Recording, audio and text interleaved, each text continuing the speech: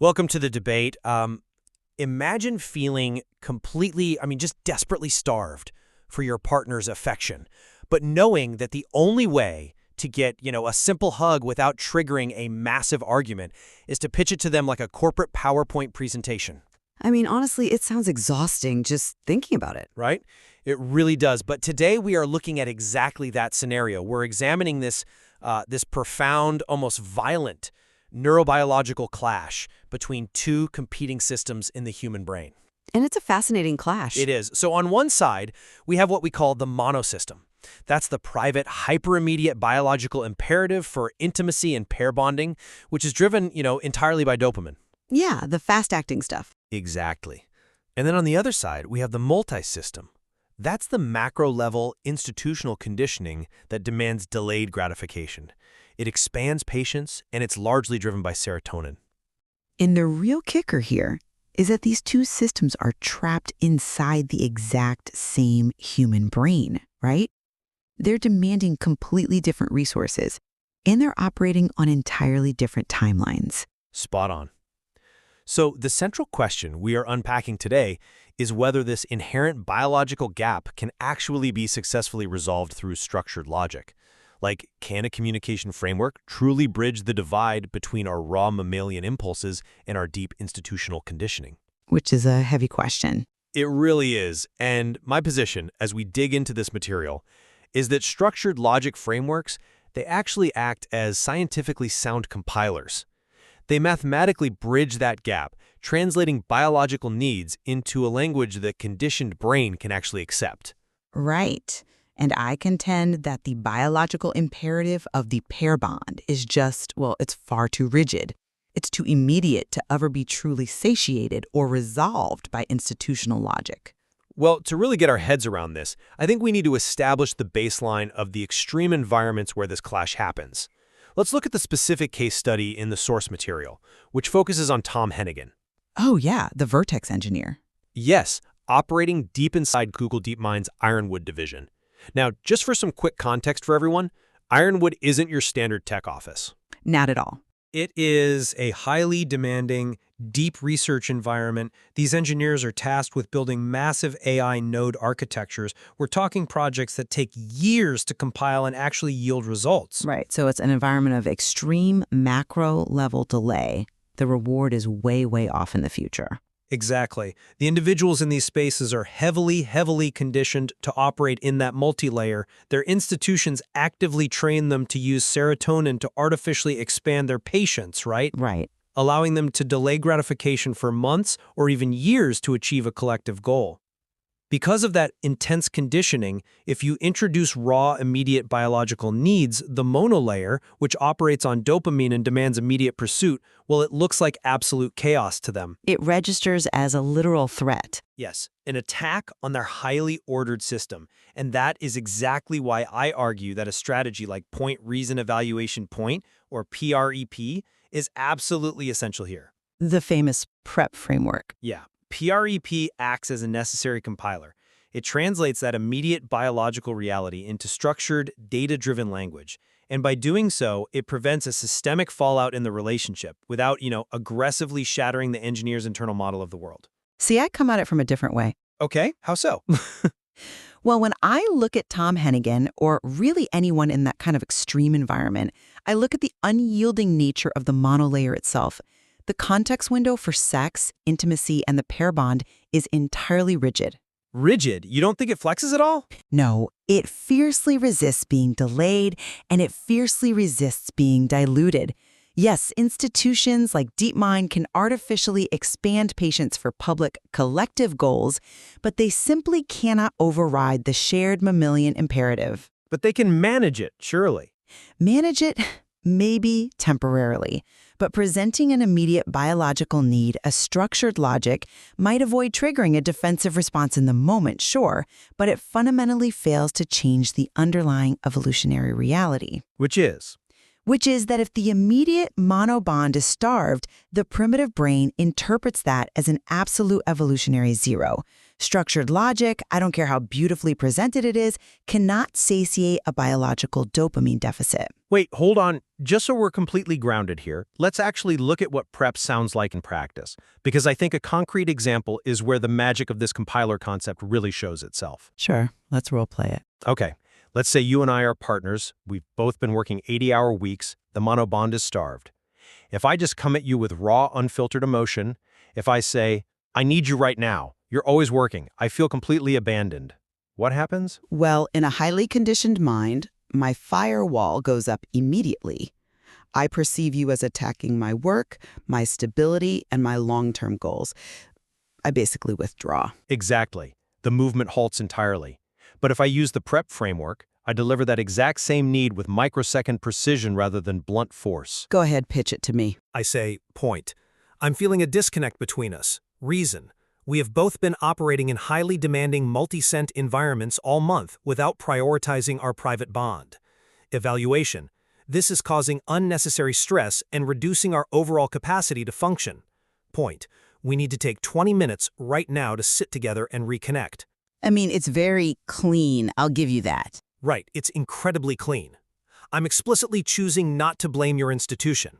What I am doing is packaging the jackpot reward of the motto bond, which we both agree is biologically valid, right? Yes, biologically necessary. Right. I package it into the repetition-aware multi-language that your brain is already optimized to read.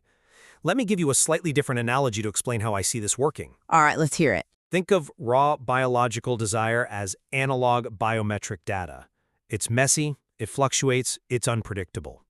Now imagine this deeply conditioned brain as a modern, highly secure cryptographic system. Okay, I follow. If you just inject raw, unstructured analog data into it, the system doesn't know what to do. It flags it as corrupted data. It throws up a firewall.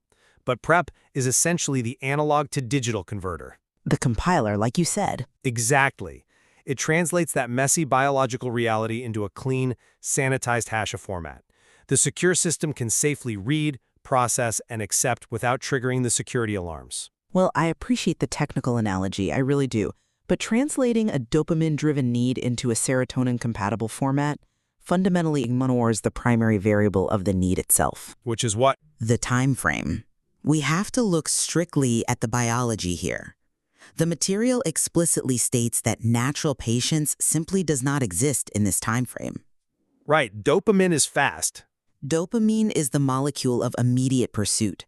When you feel that biological urge, the need for proximity, mate guarding, intimate connection, it is designed by millions of years of mammalian evolution to be resolved now. But we aren't purely primitive mammals anymore. True, but when you take that raw, immediate necessity and you sanitize it or you intellectualize it through that PrEP framework you just role-played, you are still forcing the biology to operate on the institution's delayed timeline. I don't see it as a delay, I see it as a translation. But it is a delay. You're converting an immediate physical thirst into a highly structured presentation about thirst. It artificially dilutes the unfiltered biological reality. You might bypass the cryptographic firewall, sure, but the system itself is still starved of the actual resource. I see why you think that, but let me give you a different perspective on what happens when we don't use that logical bridge. Because if we abandon the framework, we have to look at the systemic fallout. This so-called halt. Yes, the material is very clear about the nature of the halt. When there is a severe neurobiological clash between the mono and multi-systems, movement literally stops. Right. A depressed brain and a remarkably low tolerance for panic are the mathematically predictable results of a system that is constantly stretching public patience while simultaneously starving the private bond. Because the bond is starved. Yes, but if you just rely on that unfiltered biological demand, as we established, you trigger the defensive mechanisms. So they pull away, and now your relationship is completely halted. PrEP prevents this. By wrapping it in logic. By bypassing those defensive triggers because it presents your need as appealing data rather than an emotional, chaotic threat. It mathematically bridges the gap so the relationship can actually proceed rather than just stalling out in a state of mutual panic. I'm sorry, but I just don't buy that. Let me tell you why you are misinterpreting what the panic and the halted movement actually signify. Am I? It seems pretty clear it's a breakdown. You are looking at the halt as a communication error that needs to be debugged. I am looking at the halt as actual, undeniable proof of the monosystem's complete inflexibility. It's not a bug, it's a biological alarm system. Okay, flush that out for me. Let's ground this in the material-specific everyday example. The desire for unconditioned glances and smiles at an office coffee machine. Right, the micro interactions. Exactly. That is a pure mono interaction. It's brief, it's entirely unstructured, and it's a localized dopamine hit. When a person is deprived of those micro interactions, the human machinery burns out. It causes stress, certainly. More than stress. The brain interprets the lack of a secure, immediate mono connection not as a scheduling conflict that can be reasoned away, but as an evolutionary risk. An evolutionary risk? Think of it like an immune system responding to an organ transplant. You can give the body all the logical data in the world about why it needs this new heart to survive. You can explain the surgical necessity perfectly. But the white blood cells? Exactly. If the biological markers don't match, the white blood cells are going to attack it anyway. The body doesn't care about the logic, it cares about the biology. Treating this relational burnout with a structured, logical update, treating it with PrEP, is treating a communication symptom, not the underlying biological starvation. I mean, treating the symptom is sometimes how you get to the cure, though. But the biological necessity we are talking about requires the actual localized dopamine jackpot. It requires the physical proximity, the chemical exchange, the neurological safety of the pair bond. Merely providing a logical articulation of that jackpot doesn't release the dopamine. You simply cannot trick the primitive brain with syntax. I admit that immune system analogy makes a lot of sense. It is a profound tension, and I do struggle with how you can completely dismiss the efficacy of the logical framework when we know these individuals, like ToM Hennigan, possess incredibly powerful, heavily conditioned intellects. They are very smart, yes. They practically live in the multilayer. But let's follow your logic for a second. You say the primitive brain can't be tricked by syntax, that it operates purely on this inflexible biological reflex. But isn't it true that human history is entirely shaped by our ability to use the multisystem to override, or at least heavily manipulate, the monosystem? Manipulate, perhaps, but not without massive consequence. Well, let's look at the mechanics of how that was done, specifically leading up to World War I and World War II, which the material highlights. Right, the industrialization period. Prior to those conflicts, industrialized nations essentially revolutionized lifelong learning. And I want to be really specific about how they did this, because it wasn't just abstract philosophy. They systematically engineered the serotonin system. Through structure. Yes. They introduced rigid, time-based schooling structures. They used synchronized factory whistles. They implemented grading systems and standardized promotions that literally rewired the human brain's reward centers to accept massive delays. To create better workers and soldiers? To artificially expand human patience. They needed to train civilians to tolerate highly unnatural environments, industrial factories, rigid bureaucracy, and eventually the absolute horrors of trench warfare. They dripped serotonin to suppress immediate dopamine needs, and it worked. But at what cost? The point is, this proves that the multilayer is incredibly malleable and that it can override the monolayer. Entire populations were conditioned to delay gratification for years, sacrificing immediate localized rewards for collective macro rewards. Right, but... And PrEP, to my mind, is just the modern, precise, non-destructive evolution of this. It aligns two highly intelligent brains on when to care without utilizing the heavy-handed, destructive pre-war conditioning that entirely ignored the monobond. PrEP acknowledges the monobond, but it manages it through the highly malleable multi-intellect. That's a compelling argument. But have you considered that when you turn that exact same historical lens around, it actually proves the complete opposite? The opposite? How so? The world wars are actually the ultimate case study in the catastrophic failure of trying to stretch the monolayer with multilogic. Used macropolitics, factory bells, and rigid structures to engineer mass patience. They successfully got men into the trenches and women into the factories. But what actually happened to the mono system during that time? It was strained, obviously. It broke. When you physically separated those people from their partners for years, it stretched that specific context window past its breaking point. The intense anxiety, the profound jealousy, the psychological trauma of those fractured pair bonds demonstrated a hard evolutionary wall that no amount of state-sponsored serotonin could fix. But that was an extreme non-consensual separation. It still proved the biological limit.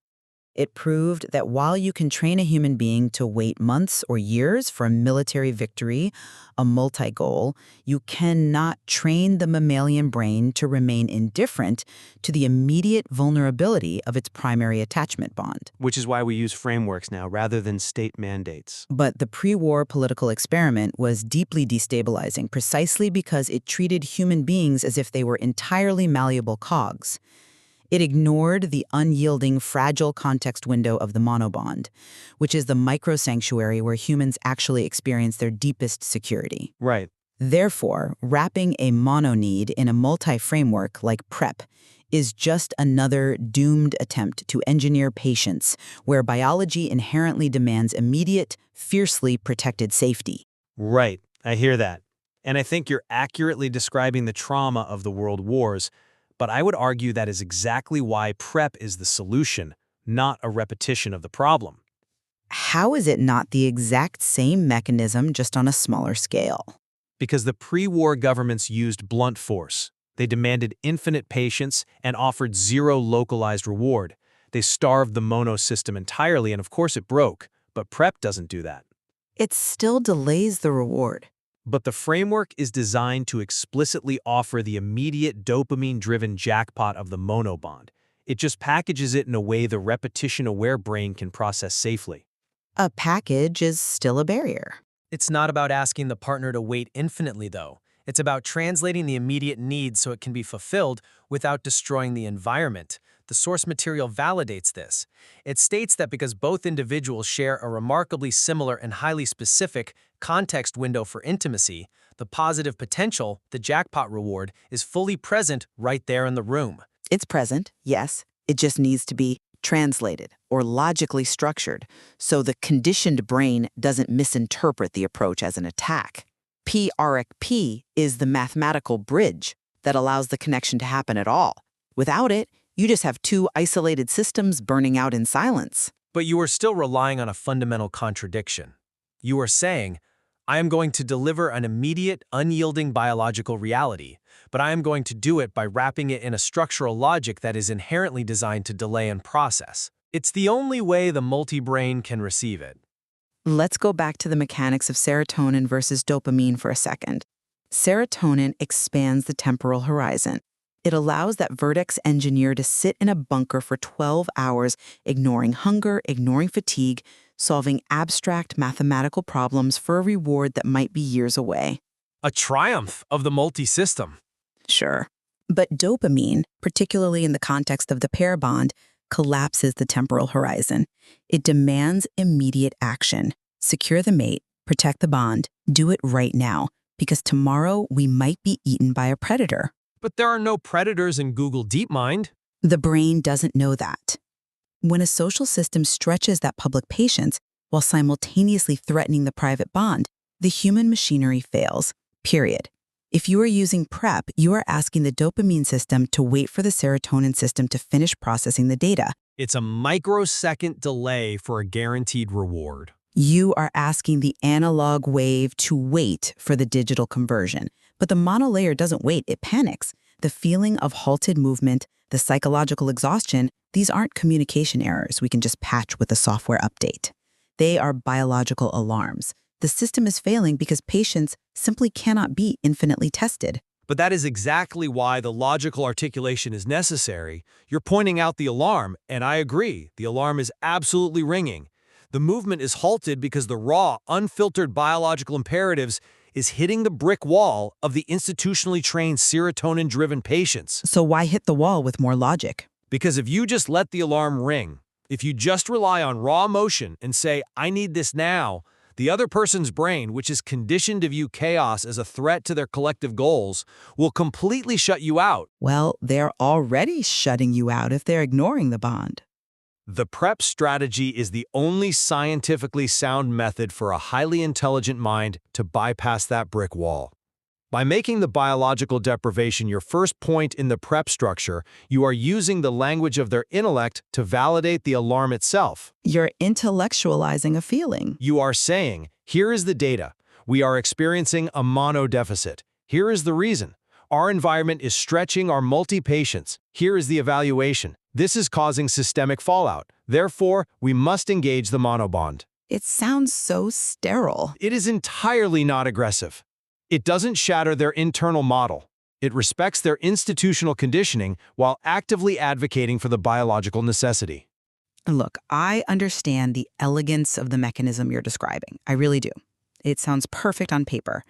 But I maintain that it is an exercise in profound, almost tragic, intellectualization. You are trying to negotiate with a reflex. A reflex that can be managed.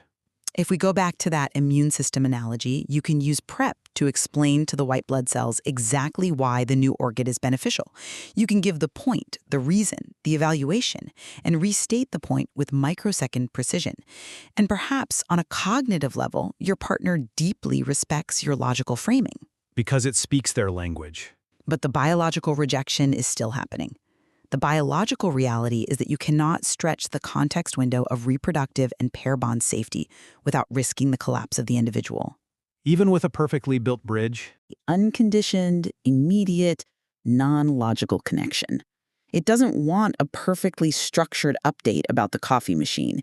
It wants the actual physical glance at the coffee machine. This is where we have to look at the synthesis of these two realities. Because, well, we just don't live in a pure state of nature anymore. In an ideal world, yes, the raw dopamine hit at the coffee machine is the natural path. The required path, I'd say. But we are discussing individuals operating at the absolute apex of institutional conditioning. For these minds, structured logic isn't just a defensive shield. It is their native language. Their acquired language. By utilizing frameworks like PrEP, we are acknowledging that while the monolayer's need for the jackpot reward is unyielding, the delivery mechanism for that reward must adapt to the reality of the multi-brain.